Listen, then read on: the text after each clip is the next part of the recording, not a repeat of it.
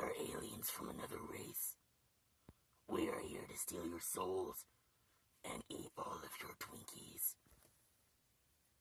See the evil that is Yo mama! What's up, world? How you doing? Yeah. It's me, about to get funky fresh on y'all. Sup, Facebook world? Sup, YouTube world? Every world. Really, I don't give a damn. It's me, Johnny Darkness, the collector of souls. and the alien in which it'll destroy your world. Nah, I'm just kidding. No marijuana today, guys, but I got a bottle of wine, which doesn't nearly smell as good as the other shit that I usually get, but it's got more alcohol in it, and my intent is to get drunk. Anywho, let's take the first gulp and test. I've never tried this, so I don't know how it's gonna taste. And Wes, if it tastes like shit, I am never listening to you about alcohol again.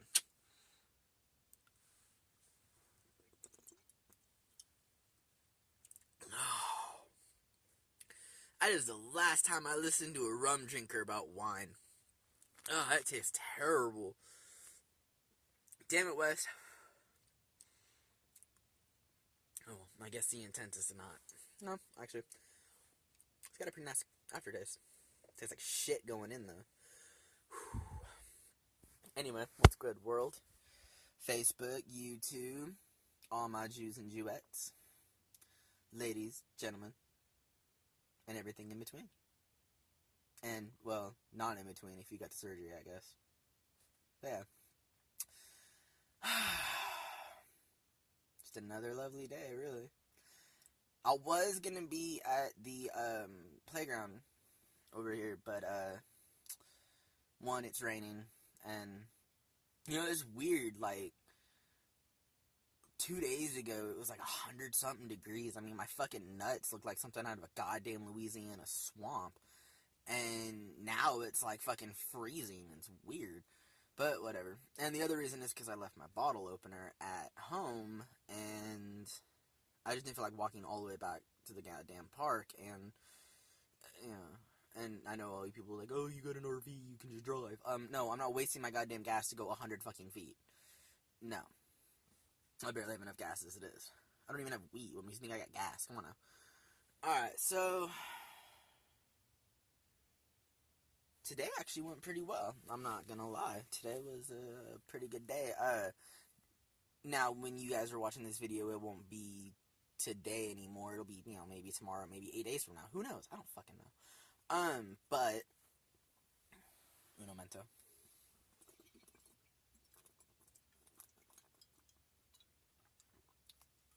Oh, God. Why?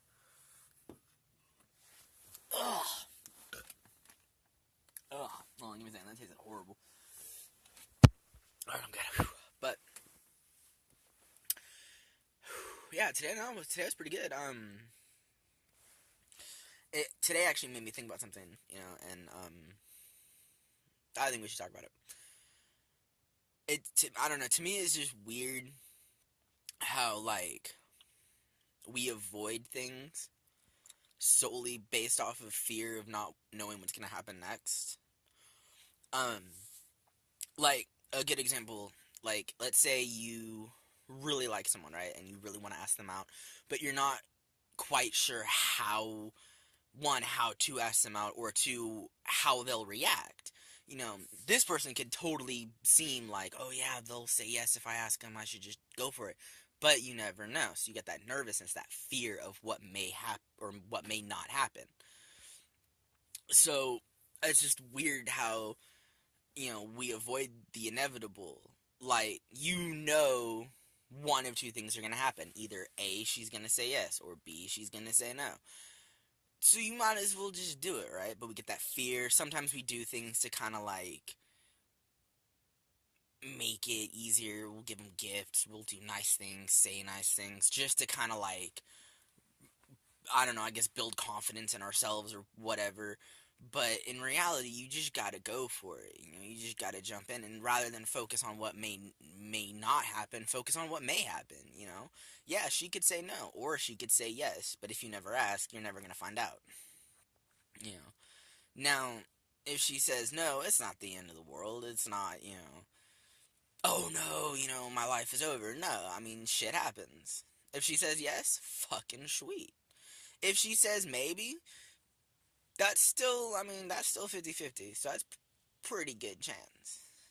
But yeah, no, I just think, honestly, we need to just have more confidence in ourselves to say yes and take life and not, live in fear of the inevitable, If you really want this answer, you're gonna ask. And you shouldn't let the fear of the possibility of no stop you from asking. Because what if she says yes? Your whole life going, God, what if she had said yes? And you're never gonna know. Or you could just fucking man up and say, and ask, and, either she's gonna say no or she's gonna say yes. Or she'll say maybe. And either way, no matter what happens, you're fucking fine. So just live it. Just love it. You know what I'm saying? Just take every chance and don't feel like you can't do something just because of what may not happen. You know what I'm saying? You gotta let shit flow and let life happen, And take chances and take risks, because you never know what'll come out of it, I love going exploring. I love it. I love going new places. I don't care. I love smoking weed in random places, I love drinking in random places. I love doing random things. And a lot of people don't enjoy it. Some of my friends, when I hang out, they don't want to go out and do the shit that I want to go do. And that's cool. And I adapt, for the most part. Sometimes it's like, nah, we're going to go do something. We're going to go fucking do it right now. Like, I don't give a damn. We're having some fun tonight. And no, I really do. It gets so hard sometimes with the world, because I love to explore. Like, I'll go smoke a blunt and I'll go somewhere I've never been to, or I'll go somewhere I've been to billions of times and just do something different. Like, I love going to Old Sacramento. I love going to Folsom, For those of you who don't know, and they're in California and shit that I do, you'll see eventually. But it's just so much fun, and I love exploring, and I love going out and adventuring. Like, I have my own place. You can see it. This is my home. I live in an RV. I don't care. I love it. I get to travel. And I don't gotta pay rent, so. But I don't even smoke in here all the time. Like, I hotbox it, but not all the time. I usually go somewhere and smoke outside.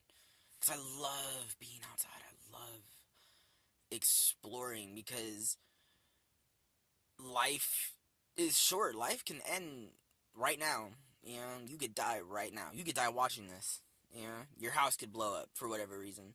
You could be on a train right now watching this, and all of a sudden, boom, train crashes and you're dead. You could be being a dumbass and on your fucking phone while driving and dead like that. So why not take every goddamn chance you can get, right? Like, why not live? Live the adventure that is your life, because it'll end. Live like it's your last 10 seconds on Earth, and always be 30 seconds away from fame. Don't let anything stop you.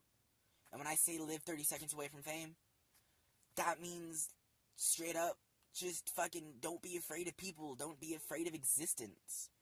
Be social. I know it's hard for some people to be social, but just, I'm not saying, talk to every goddamn person you meet. I mean, I do. I will talk to strangers just because I fucking can. Because I don't care. And I will let strangers know I am the shit, and there is nothing you can do to make me think otherwise. I'm a very confident person. I walk the fine line between cocky and confidence. In fact, I am that line. I have low self-esteem about certain shit, but I don't let it get to me, and I don't let other people see it, because I don't care, But, oh yeah, dude, out in public, I love people. I love just interacting, and I don't care what people think about me. I do stupid shit, say stupid shit all the time in the public. I don't care, because I'm not gonna let things stop me from living, and I'm not gonna let, life slip me by. Like, I smoke weed with strangers all the time. Like, I walk to people like, hey, you smoke weed? I'll be like, yeah, I love, I smoke weed, whatever. And bam, instant friendship right there. And I'll smoke with people I don't even know, because fuck it, why not? You know, I met some really cool people. Yeah, I met some weird people, but I met some cool people too. You know, I met one guy underneath the playground that I go and smoke at all the time. It's a long story, and I'll get into that another day. But he's under there, he's passed out asleep, and I'm like, hey, you smoke? He's like, yeah. So we're sitting there smoking. Dude looked like, you know, the crackhead Dave Chappelle plays all the time? Looked and sound just like that dude. And I was like, this motherfucker. But we were smoking and just kicking it. You know, he was talking and shit. And usually when I smoke with people, they talk a lot. And it's cool. And it doesn't bother me. Like, I know a lot of people are talkers when they smoke. A lot of people aren't talkers when they smoke. I'm both. I love to talk when I'm high. But at the same token, like, I love listening to other people's stories and love hearing their lives and hearing, you know, how their shit's running and shit. You know. But no, like, I gotta take another drink.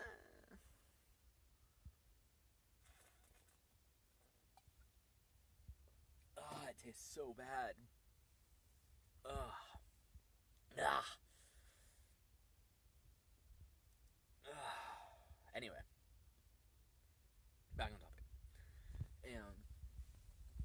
To me, life is just about, you know, adventure and taking those steps to doing something amazing, you know.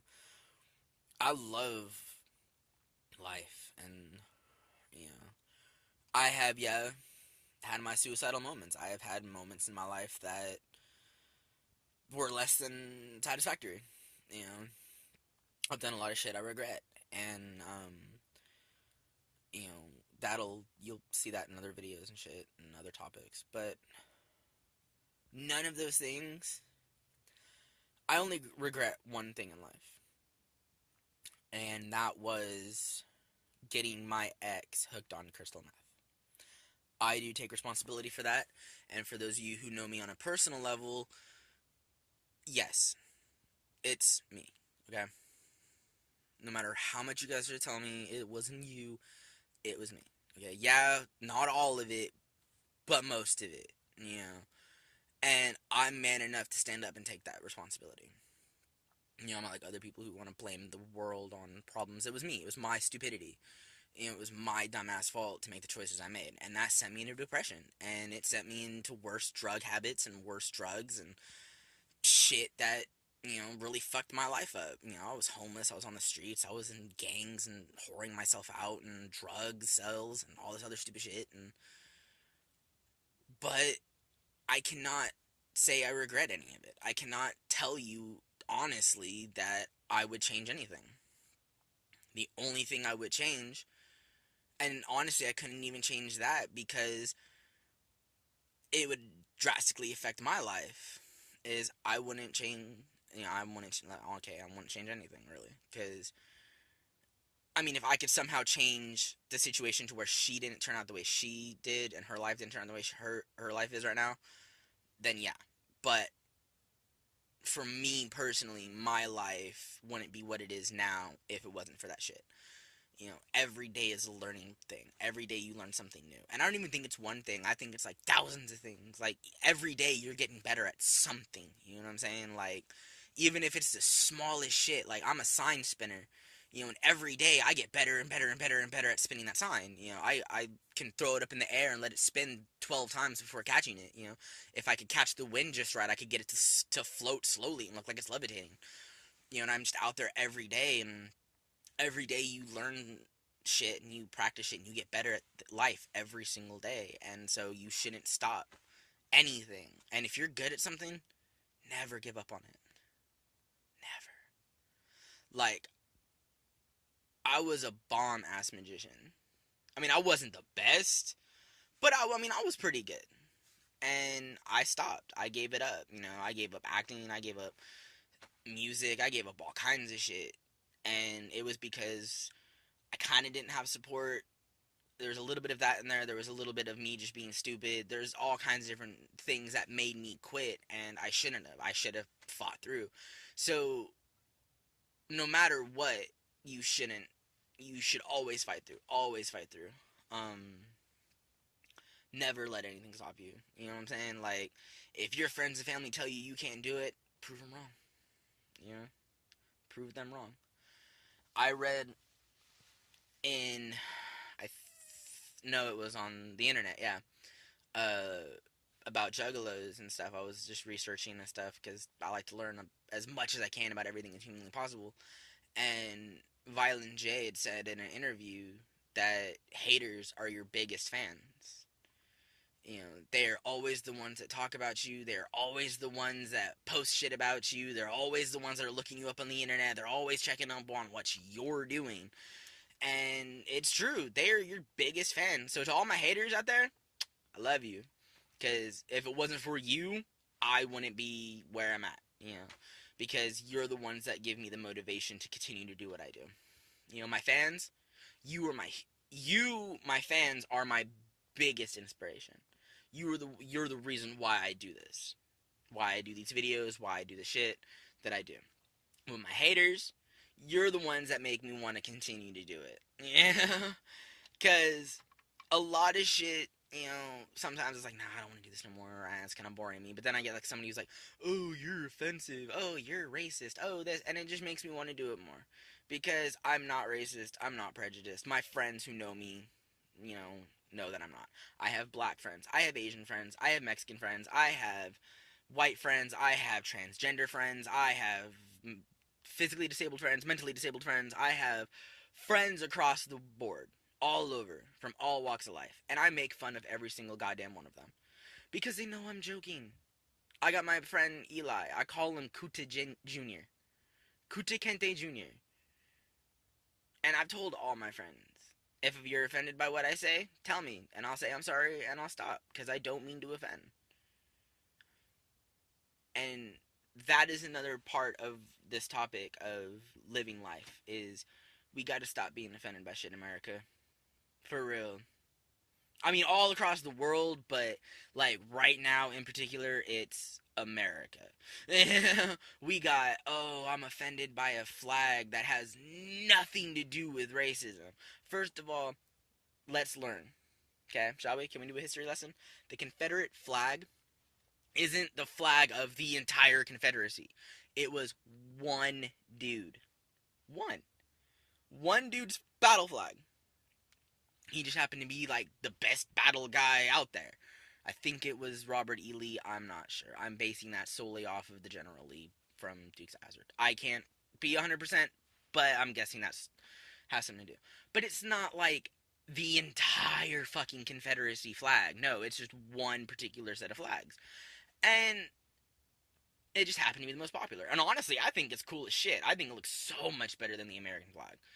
But it's not racist. Yeah, it has been turned into something racist, but let's take a look at something else. The swastika that Hitler uses and that all these little skinheads use, originally that was a peace sign for some other fucking thing. I don't remember what it was, but it was taken and turned into a hate thing.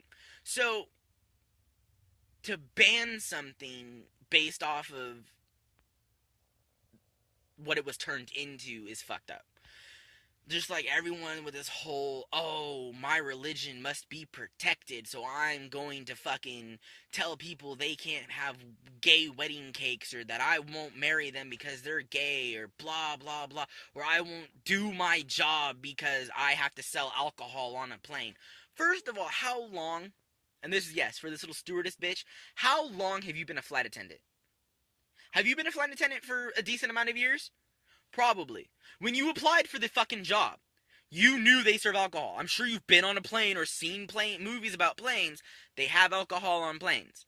So, for you to sit there and become a flight attendant, and God knows how long you've been a goddamn flight attendant for, I don't know. I can't say because I don't know that much about it. But I do know enough to tell you you're fucking stupid. Get the fuck over it. Do your goddamn job. Pour that person a shot and fucking move on. Once you get through your door, I don't believe your religion exists at work. I don't believe religion should be allowed at work. Why? Because it's just the same as school. Okay? And for all those people who think, oh, religion should be taught at school, remember one thing, Christians. Satanism is a form of religion. Part of their ritual, and yes, Satanists, I know it's not true, but to them it is, so I'm talking to them, not you. In Satanism, according to you guys, they sacrifice animals. Now, if we're teaching religion in schools, we have to do all religions, and we have to accept all religions because that has to be fair, because we're in America, and we have to be the free country, like our forefathers wanted. So, that means if a Satanist child wants to perform a sacrificial ritual in front of the class because he feels he needs to pray to his God, you have to allow it. Right? Now, that being said, in a job, you're there to do your job.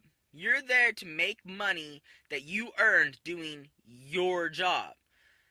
That means when you clock on, you are no longer Catholic, Christian, Mormon, Satanist, Buddhist, Jewish, black, white, gay, lesbian, transgender, transracial, transvertical, blah, blah, blah, blah. No.